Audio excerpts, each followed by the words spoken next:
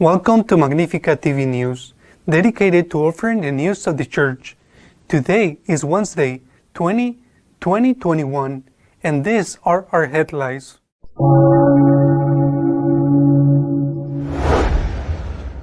The Pope has proclaimed a new non-negotiable principle, the right to conscientious objection on the part of those working in healthcare.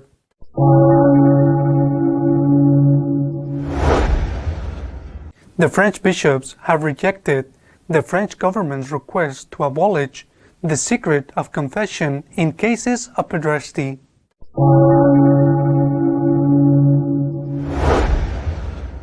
An important Anglican bishop in England has decided to become a Catholic. He is one more of the prelates who are abandoning Anglicanism in the face of its liberal drift.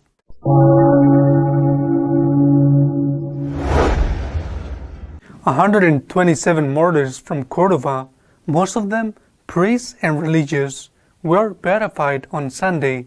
They were killed out of hatred for the faith during the Spanish Civil War.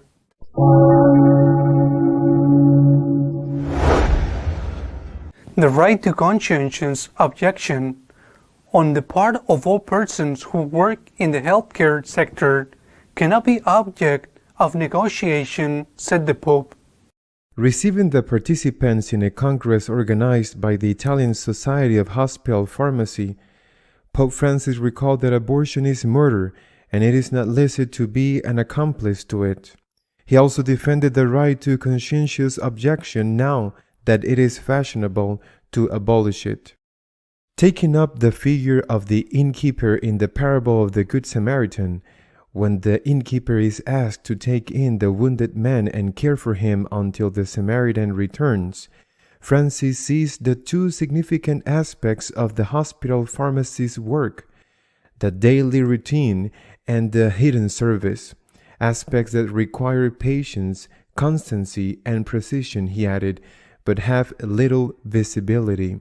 If they are accompanied by prayer and love, they generate the sanctity of daily life. Because without prayer and love, as you know well, this routine becomes arid. But with love, done with love and prayer, it leads to holiness. Anonymous saints who are everywhere because they do well what they have to do. He recalled that the pharmacist uses medicinal substances that can become poisons. Therefore, he asked them to be constantly vigilant, so that the goal is always the patient's life in its entirety. As health professionals, they are always at the service of human life, and this involves them, the Pope affirmed. Today it is fashionable to think that perhaps it would be a good idea to abolish conscientious objection, but this is the ethical privacy of every health professional, and this must never be negotiated. It is the ultimate responsibility of health professionals. It also means denouncing injustices committed against innocent and defenseless life. He also spoke about abortion. It is a murder, he said, and it is not licit to become an accomplice. And it is the duty of each one to be close to the situation, especially of women, so as not to think about the solution of abortion, because in reality, it is not the solution.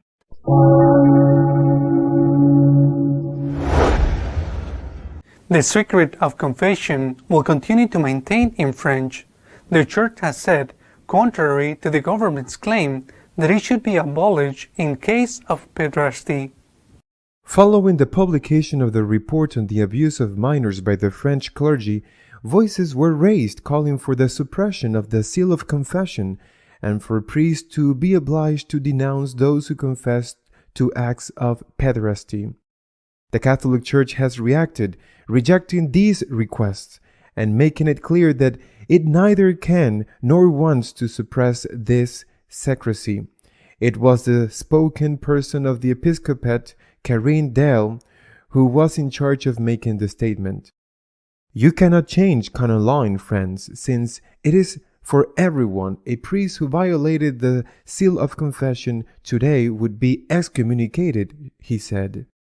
Although French law has long recognized the Church's strict rules on the confidentiality of the sacrament, the government is now contemplating changing the law for confessors, as it has done for lawyers and other lay professionals. The reality is that this cannot be acceptable in any case. Divine law is above human law, and if the two clash, the Christian knows that he must follow the divine. The Church has always considered the seal of confession as something that affects the very nature of the sacrament, and therefore no one, not even a pope, can grant exceptions.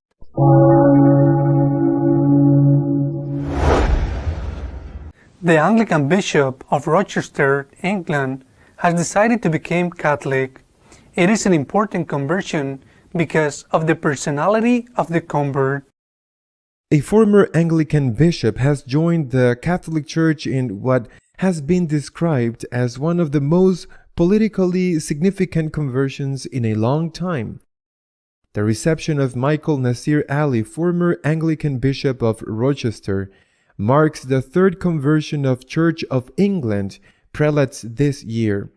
One can understand the importance of this conversion when one considers that he was a candidate to become Archbishop of Canterbury and therefore primate of the Anglican Communion.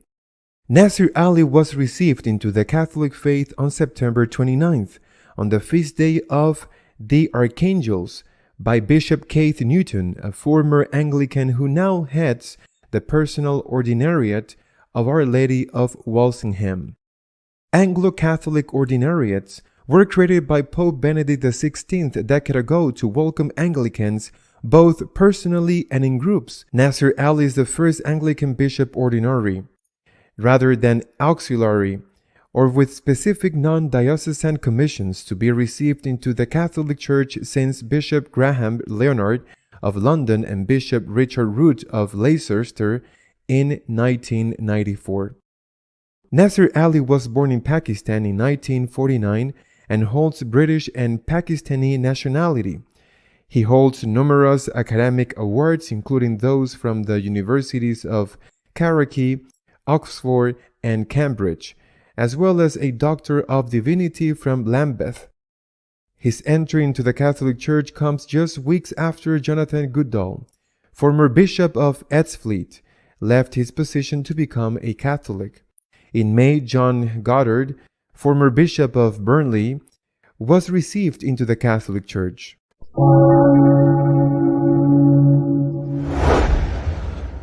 A large group of martyrs from Cordoba were ratified on Sunday.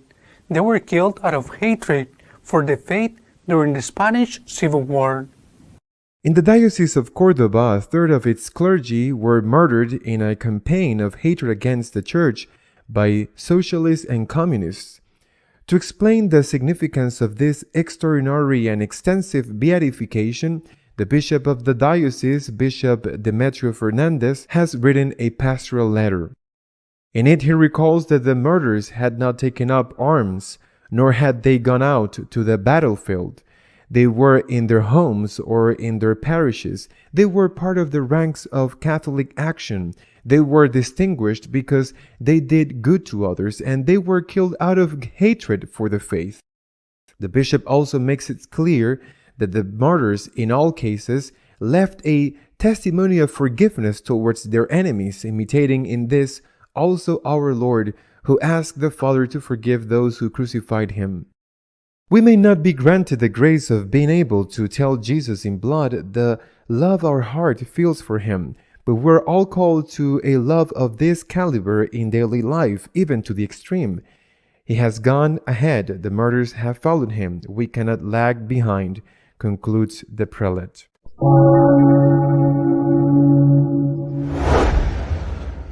Our editorial this week is dedicated to commenting on the Pope's words defending the right to conscientious objection on the healthcare personnel.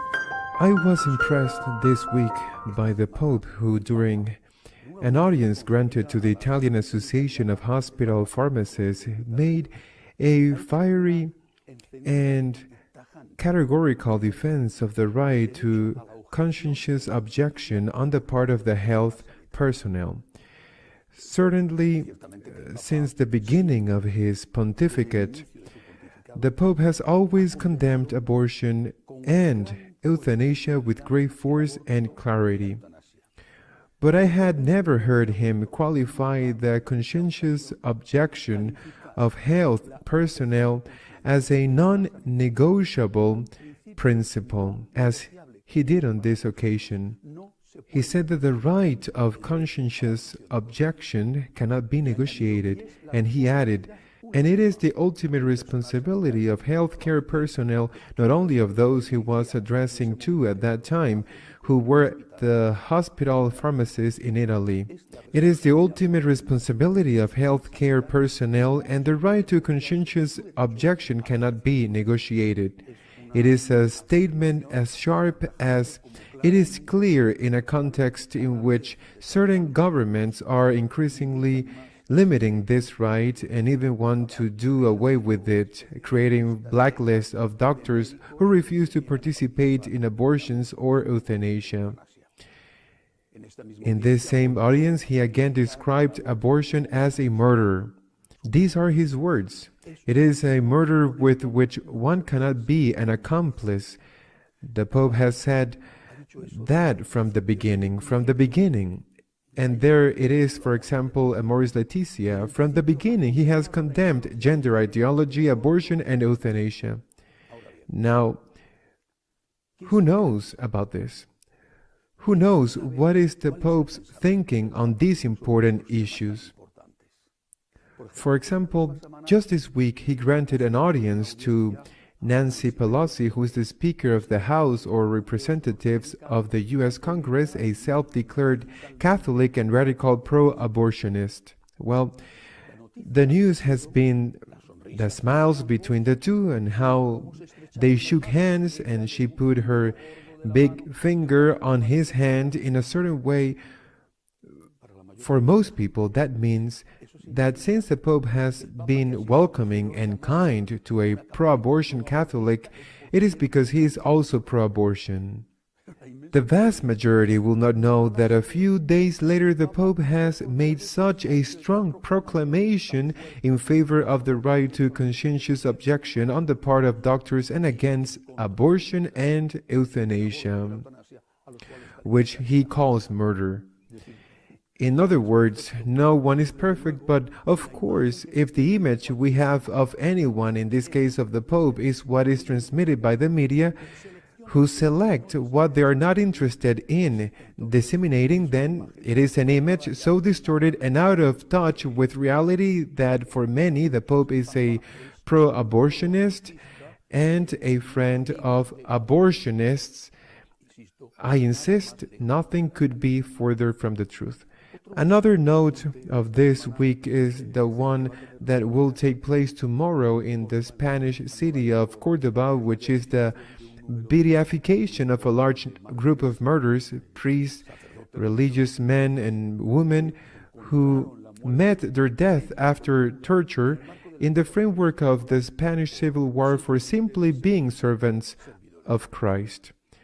Socialists and communists united in Cordoba. In other places of Spain also the anarchists united to finish with these servants of the Lord. Bishop Martinez Camino, who is Auxiliary Bishop of Madrid, has given a conference in Cordoba reflecting on the beatification tomorrow, Saturday.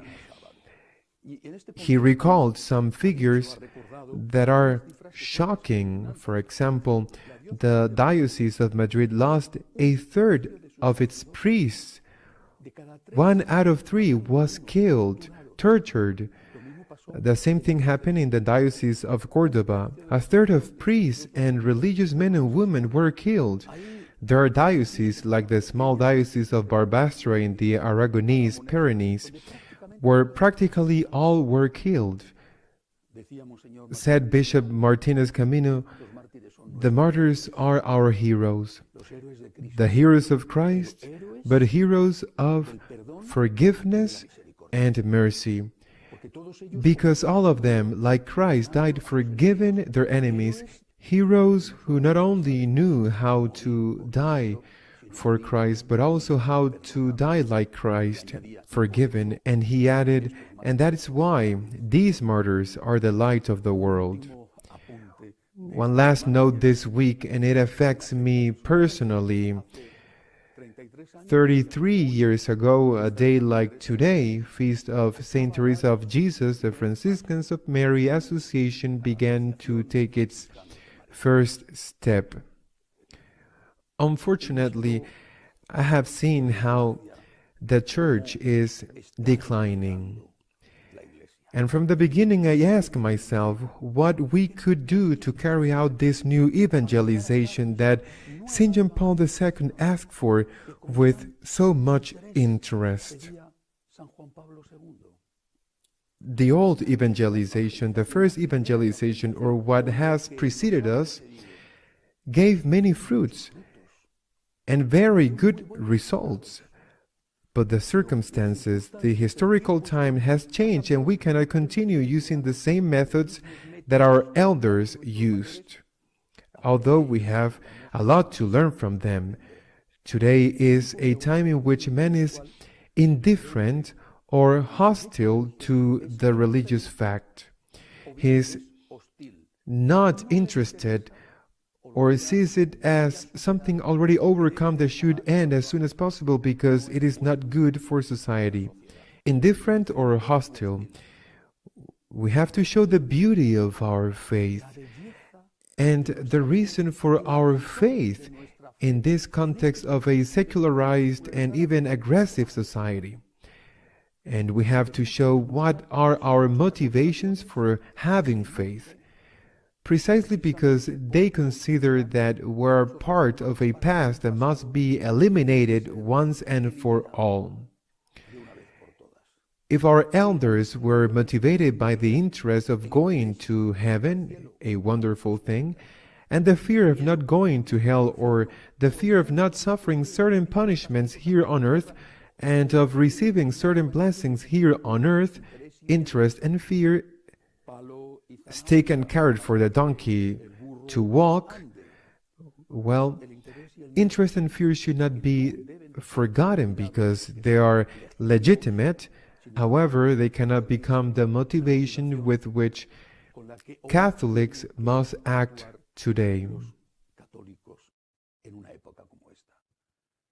If we're only motivated by interest or fear, we will not be able to convince and invite others to share our faith because they will look at us with an air of superiority and will say, what you are offering me is of no use to me and does not interest me. What we have understood is that at the origin of our faith, at the origin of Christianity is the love of God. The love of God who became man, the love of God for each one of us as we are, the merciful love of God. And that before this merciful love of God, we have the duty to respond with a motivation that does not exclude interest or fear. I want to go to heaven, in which I believe, and I do not want to go to hell, in which I also believe. I do not exclude interest and fear, but that is not what has to move me. What moves me is the gratitude to the love of God. I believe in God, in His love, and I want to live grateful to that God love. In the beginning was the love of God, and the beginning not of the times, but of our religion. In the beginning of Christianity, there was also a woman, the Blessed Virgin Mary. She did not say yes to the angel Gabriel for a calculation. Well, I will be the mother of the Messiah. I will have a great life from now on. I will leave the village of Nazareth. I will live in a palace. Nor did she do it out of fear. No, because if I say no, who knows what punishments I will suffer. In the Virgin Mary, there was nothing but pure love for the pure love that is God. She is the Immaculate.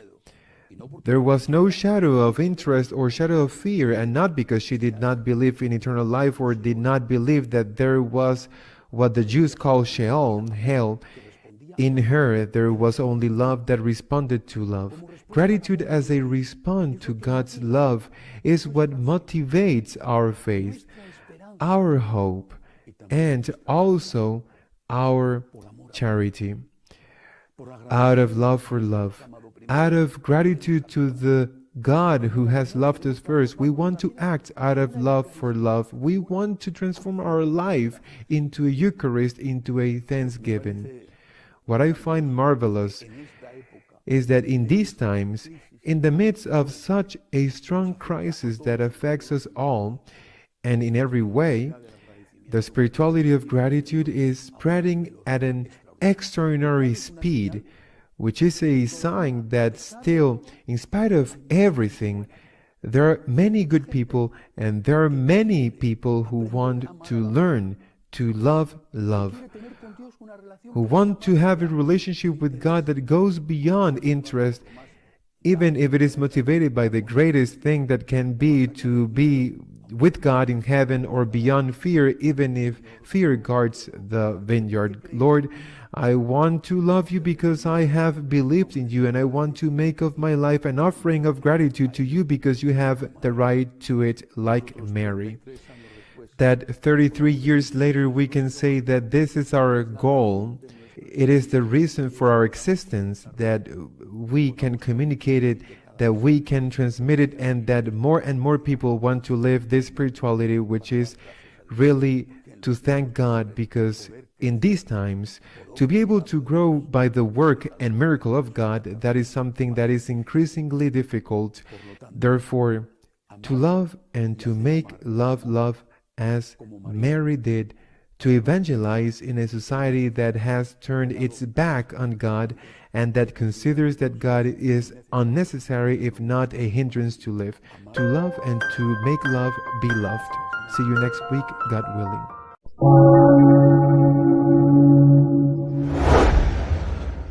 If you would like to keep up to date with what is happening in the Church, you can do so on our news page, www.magnificat.tv. See you next week, God willing.